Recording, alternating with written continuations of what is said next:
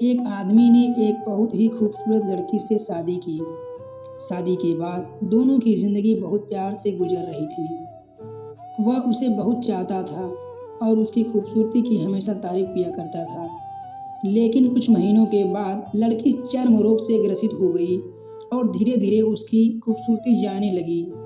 खुद को इस तरह देख उसके मन में डर समाने लगा कि यदि वह बदसूरत हो गई तो उसका पति उससे नफरत करने लगेगा और वह उसकी नफरत बर्दाश्त नहीं कर पाएगी। इसी बीच एक दिन पति को किसी काम से शहर से बाहर जाना पड़ा।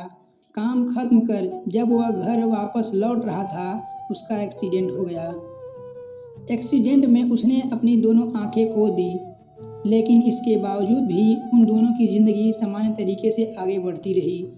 समय गुजरता रहा और अपने चर्मरोग के कारण लड़की ने अपनी खूबसूरती पूरी तरह गंवा दी।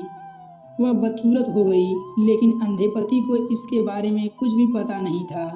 इसलिए इसका उनके खुशहाल विवाहित जीवन पर कोई प्रभाव नहीं पड़ा। वह उसे उसी तरह प्यार करता रहा। एक दिन उस लड़की की मौत हो गई। पति अब अकेला हो गया था। वह बहुत दुखी था। वह उस शहर को छोड़कर जाना चाहता था। उसने अंतिम संस्कार की सारी क्रियाविधि पूर्ण की और शहर छोड़कर जाने लगा।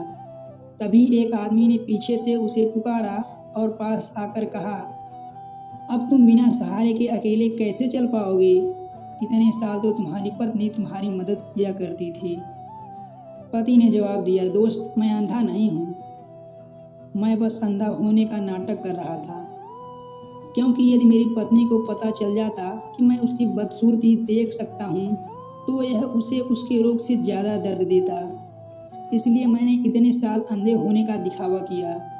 वह बहुत अच्छी पत्नी थी, मैं बस उसे खुश रखना चाहता था।